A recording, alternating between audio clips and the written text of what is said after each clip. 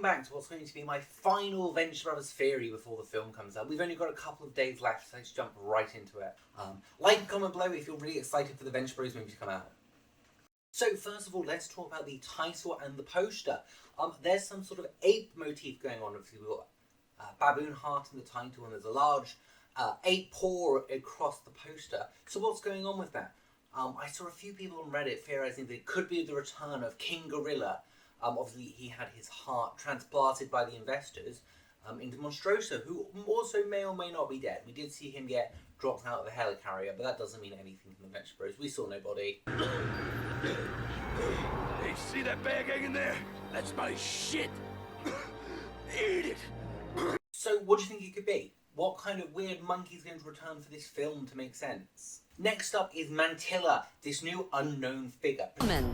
What can Arch do for you? Presumably one of the women from the Venture Brothers past, but who is she? We know for a fact that she's not Bobby Saint-Samo, as there are two separate voice actors listed on the IMDb page.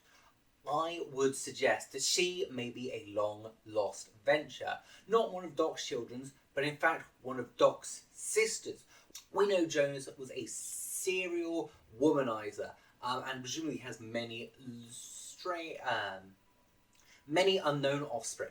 So, potentially, this could be the legendary Dawn we've been hinted at since season 2, but possibly not. Maybe she's the rightful heir to everything Venture, and she just wants her stuff back. But I also saw a few theories in the comments saying that she might be the Sovereign, or the daughter of Guild Member 6, Monsignor, or even part of the Tesla bloodline coming for revenge. And one possibly a credible one is the fact that she could be the Monarch's mother, back for revenge against the Ventures, or even Sheila's mum, because again, characters we've never seen, who knows? We know she's got to have some importance if she's being revealed this late in the game. But talking about Jonas's offspring, we have the Monarch searching for answers, and presumably he is looking for who his real daddy is. So I think we are going to find out that Jonas...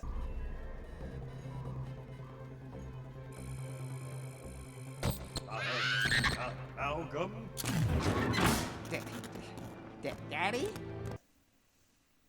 So I think we're going to find out that his daddy really is Jonas, and Doc is his brother. But I think there's a chance they might be more than brothers. And in fact, the Monarch is the original Venture child, and Doc is just a clone.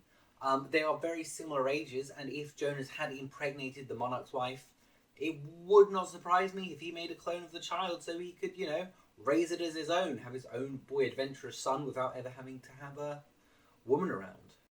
Rusty, again, he might be the rightful heir to all things Venture, and Rusty has just taken it from him over all these years, and he's never realised. Next up is time travel. We've not seen anything in the synopsis or the trailer to do with time travel, but we know there's a very real chance it will happen. We've seen Doc and Billy going back in time in the past. Anything else? Crap, a caveman! And Malcolm? What are you doing in 70 million years ago? And we don't know where they've come from. Who knows, it could be something even further in the future where they, Doc actually works stuff out and builds his own time machine, but I doubt it. We will see Billy and Doc from the future show up here before they have to rudely interrupt their game of lawn darts. Now, it looks like Dr. Mrs. the Monarch, or Sheila, is going to have a big, important role in this film. And we know at some point everybody turns against Dr. Mrs. M. So I assume it's something Mantilla does, so she seems like she's going to be the main arch of this film. I think she's likely going to be framed for the murder of Hank Venture, and the OSI and the Guild are going to be set to hunt her down for... And whilst the Monarch is distracted and it seems like they are having some sort of relationship difficulties, Dr. Mrs. M will be left all on her own.